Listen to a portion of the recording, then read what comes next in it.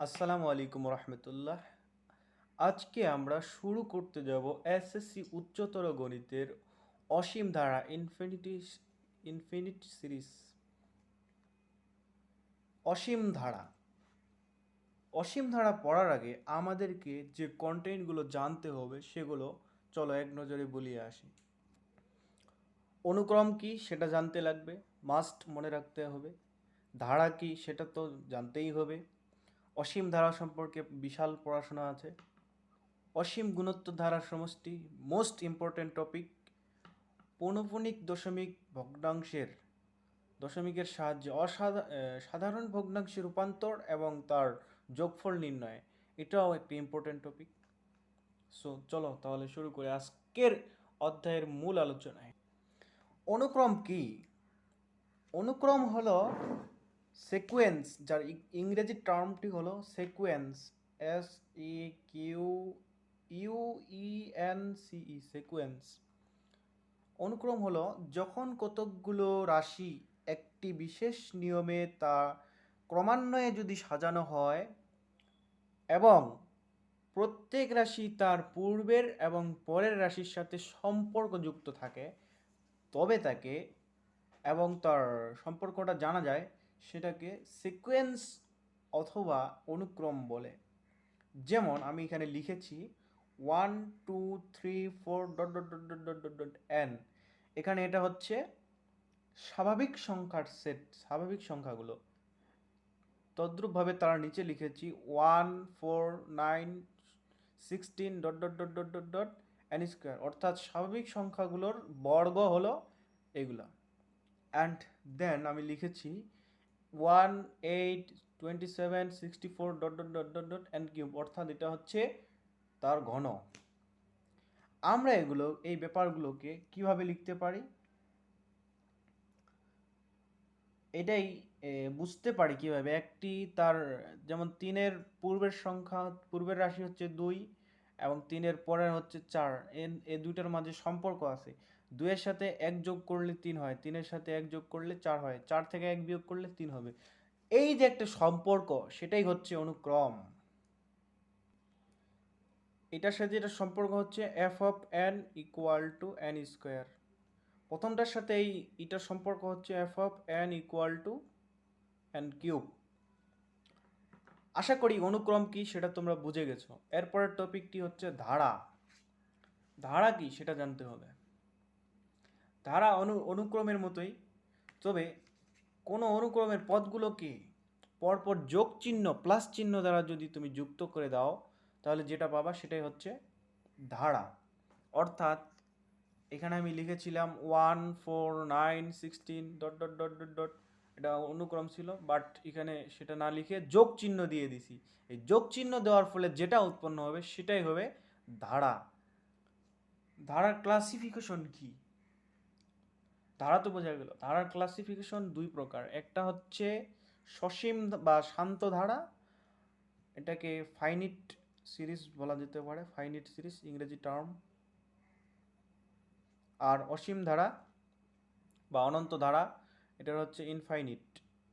এই অধ্যায়ের নামেই হচ্ছে অসীম ধারা, অর্থাৎ ইনফাইনিট সিরিজ। ওকে, এখন আমরা জানব সসীম বা শান্ত ধারা কি। যে ধারা গণনা করা যায়, অর্থাৎ যার সংখ্যা সীমিত, সেটাই হচ্ছে সসীম ধারা। যেমন 1 + 2 + 3 + 4 + 5 + 6, অর্থাৎ 6টা পদ রয়েছে, এটা গণনা করা যায়। সো এটাই হচ্ছে একটা সসীম ধারা। আবার যদি লেখো 1 + 2 + 3 + ... +99 + 100, এটাও একটা সসীম ধারা। অ্যান্ড এখানে মাস্ট মনে রাখতে হবে সসীম ধারার n-তম পদ হচ্ছে a + n-1 * d। মাস্ট এই সূত্রটা মনে রাখতে লাগবে। অ্যান্ড আরেকটা সূত্র মনে রাখতে লাগবে, সসীম ধারার ক্ষেত্রে n সংখ্যক পদের সমষ্টি S(n) = ½ × 2a + n-1 * d। এই সূত্রটাও মাস্ট মনে রাখতে লাগবে। ওকে, এবার আসো অসীম ধারা কি। বাস্তব সংখ্যার অনুক্রম u(1, u(2, u(3, ... u(n), এটা একটা যদি অনুক্রম হয়, তাহলে এটার n-তম পদ হচ্ছে you sub n, R first পদ হচ্ছে ইউ সাব 1, সেকেন্ড পদ ইউ সাব 2, থার্ড পদ হচ্ছে ইউ সাব 3। যদি হয় তাহলে you sub 1 plus you sub 2 plus you sub 3 plus dot dot dot dot dot plus you sub n plus dot dot dot, এটা হচ্ছে বাস্তব সংখ্যার অসীম ধারা। ওকে, আই হোপ তোমরা অসীম ধারা কি সেটা বুঝতে পারছো। যেটা যে ধারার সংখ্যা গণনা করে শেষ করা যাবে না সেটাই হচ্ছে অসীম ধারা। এখন আসি অসীম ধারা, অসীম গুণোত্তর ধারার সমষ্টি।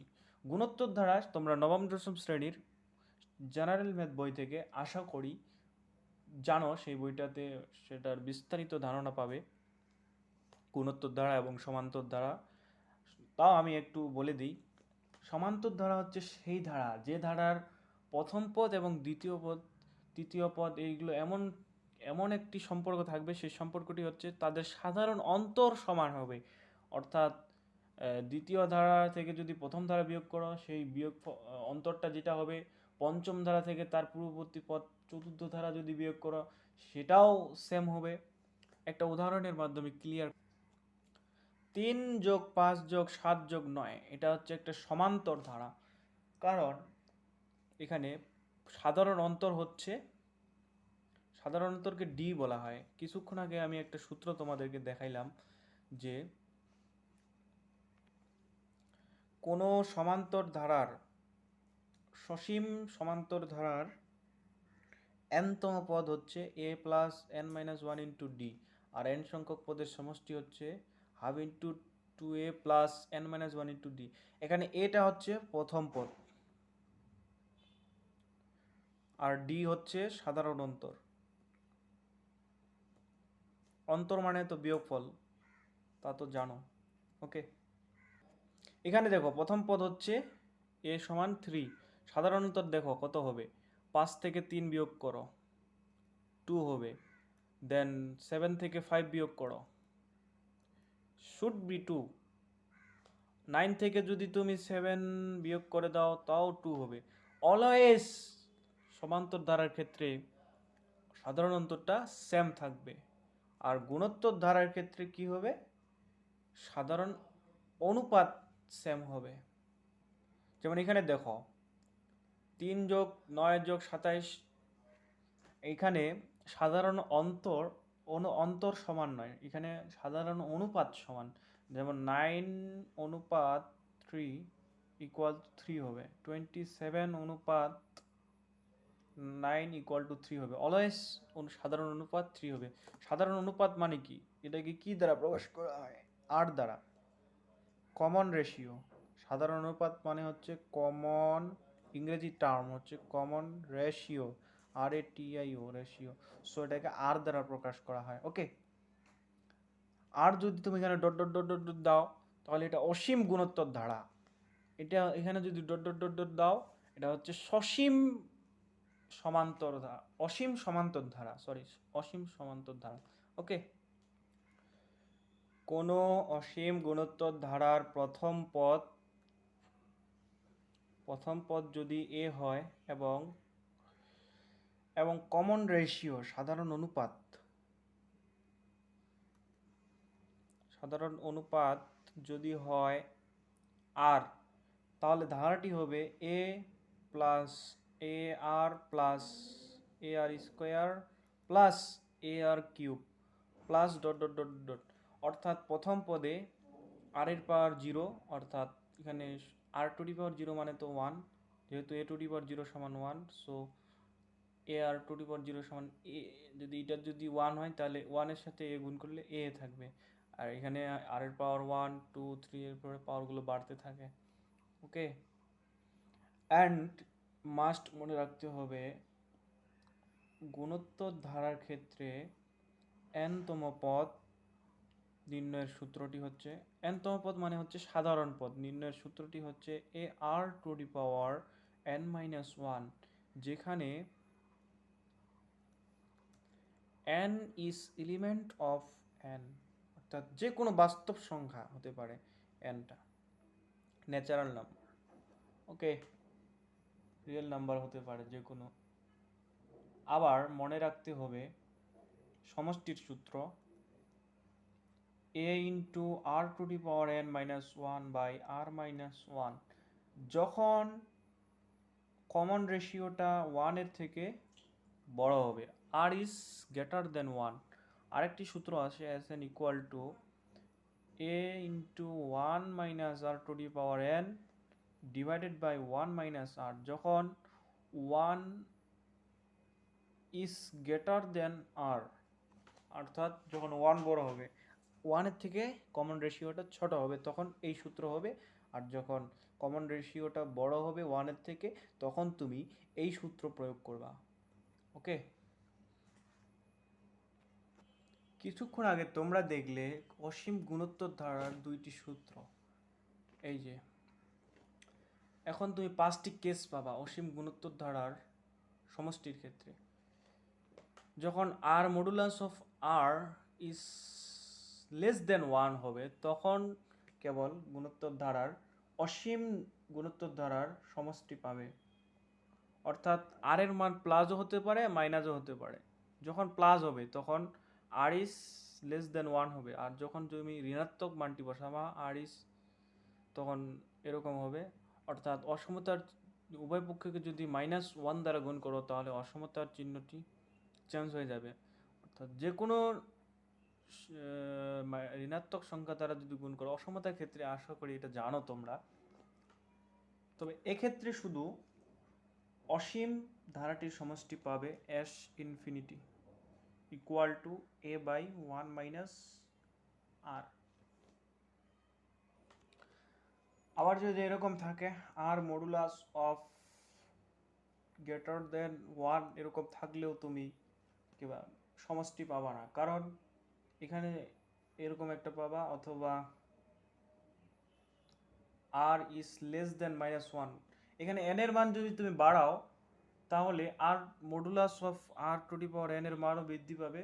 অর্থাৎ এখানে প্রান্তীয় মান পাবা না, এস এর প্রান্তীয় মান, এস এন এর প্রান্তীয় মান তুমি পাবা না। এজন্য এখানে অসীম ধারার কোনো সমষ্টি নেই।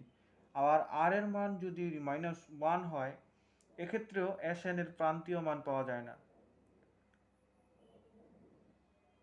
আর কেন পাবা না এটা একটু যদি আর এর মান মাইনাস ওয়ান মানে কি, কমন রেশিওটা হচ্ছে মাইনাস ওয়ান। প্রথম পদ যদি এ হয়, তাহলে দ্বিতীয় পদ কত হবে, মাইনাস হবে না? দ্বিতীয় পদ এ গুণন মাইনাস আর হবে না? প্লাস তৃতীয় পদ কত হবে, a into minus r whole square হবে না? প্লাস চতুর্থ পদ কত হবে, a into minus r whole to the power three, plus dash dash dot dot dot চলতে থাকবে। অর্থাৎ তুমি পাবা a minus a r plus a minus a minus plus a r square, কারণ নেগেটিভের স্কোয়ার আলটিমেটলি পজিটিভে পাবা, অ্যান্ড মাইনাস পাবা কারণ এখানে কিউব রয়েছে। মাইনাস আর কিউব সমান মাইনাস আর হোল কিউব সমান মাইনাস আর কিউব পাবা, আর মাইনাসে প্লাসে মাইনাস হয়ে যাবে, a r cube plus dash dash dash dash dash. এখানে একটু যদি খেয়াল করো তাহলে তুমি দেখবা এন এর মান যখন জোড়, তখন পদটা কি হচ্ছে, ধনাত্মক। আর এন এর মান যদি বিজোড় হয়, তাহলে পদটার সামনে মাইনাস চিহ্ন, নেগেটিভ পাবা তুমি। সো এই ক্ষেত্রে অসীম ধারাটির সমষ্টি পাবে না। আবার আর এর মান যদি তুমি ওয়ান হয়, এক্ষেত্রেও এস এন এর প্রান্তীয় মান পাবে না, কারণ এক্ষেত্রে কি হবে, প্রথম পদ হবে এ প্লাস দ্বিতীয় পদ হবে এ গুণন ওয়ান প্লাস তৃতীয় পদ কত হবে আর, যেহেতু, তাই না, প্লাস প্লাস এ আর পাবে। আমি যদি ধারাটি লিখি তাহলে এরকম হবে না, plus a r cube dot dot dot dot, r এর মান যেহেতু ওয়ান, সো তুমি পাবা এ প্লাস ওয়ানের সাথে এ গুণ করলে এ প্লাস ওয়ান স্কোয়ার মানে ওয়ান, এখানে এ পাবা, এখানে এ পাবা, সব ক্ষেত্রে এ পাবা। আর এসএন তুমি পাবা কি এনএ। আর এন এর মান যতই বাড়াও যথেষ্ট বড় করা যাবে না। এন এর মান বাড়িয়ে যথেষ্ট বড় করা যাবে, বাট এক্ষেত্রে সমষ্টি পাবে না, সমষ্টি নির্ণয় করা যাবে না। সমষ্টি কেবল আর মডুলাস অফ লেস দেন 1 এক্ষেত্রেই পাওয়া যাবে, কারণ এখানে প্রত্যেকটি পদ সমান।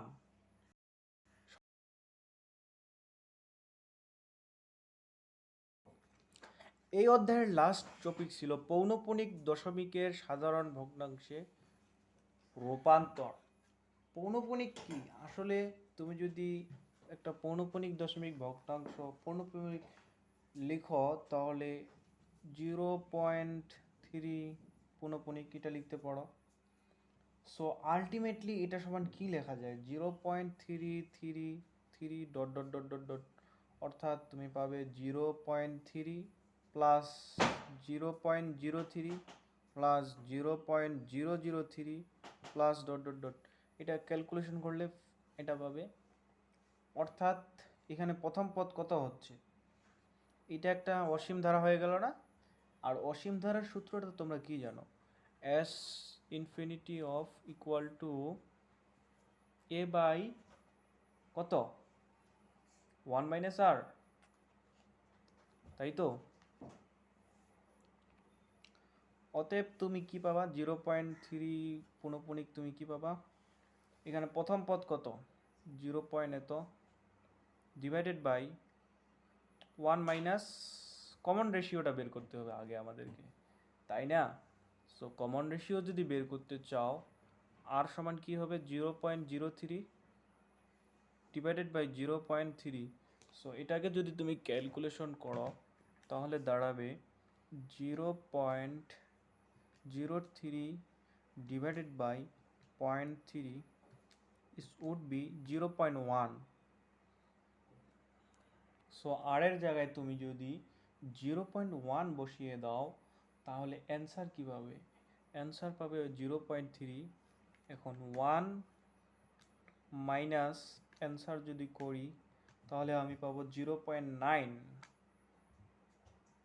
অর্থাৎ আলটিমেটলি তুমি যদি উপরকে আর নিচকে 10 দ্বারা গুণ করে দাও তাহলে পাবে এটা 3 3 9, অর্থাৎ 1/3 হবে এটার সাধারণ ভগ্নাংশ। ওকে, সো এভাবেই তোমরা যে কোনো পৌনঃপুনিক দশমিক ভগ্নাংশ পৌনঃপুনিকওয়ালা অঙ্ক যদি দেওয়া থাকে তাহলে সেটাকে ক্যালকুলেশন করে সাধারণ ভগ্নাংশে আনতে পারবে না?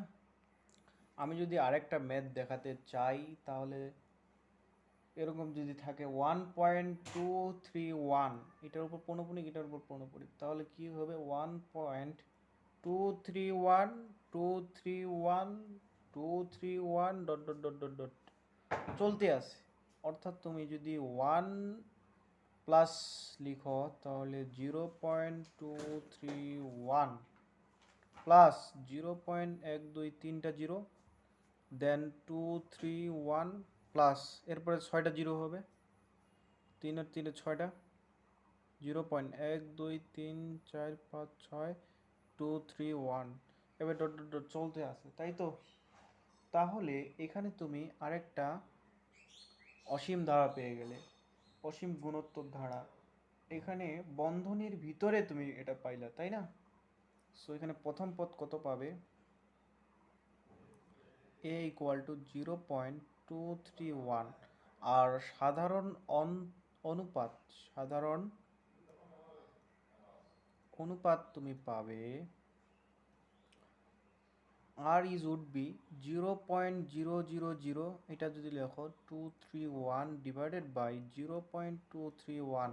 সো আমি যদি এটা ক্যালকুলেটারে করতে চাই 0.000231 divided by 0.231 is equal to কত পাবে? এখানে সাইন্টিফিক মান দিচ্ছে 1 গুণিতক 10⁻³ অর্থাৎ তুমি যদি 10 কিউব করতে চাও 1000, তো 0.001 পাবে। ওকে, আই হোপ এটা তোমরা বুঝে গেছো।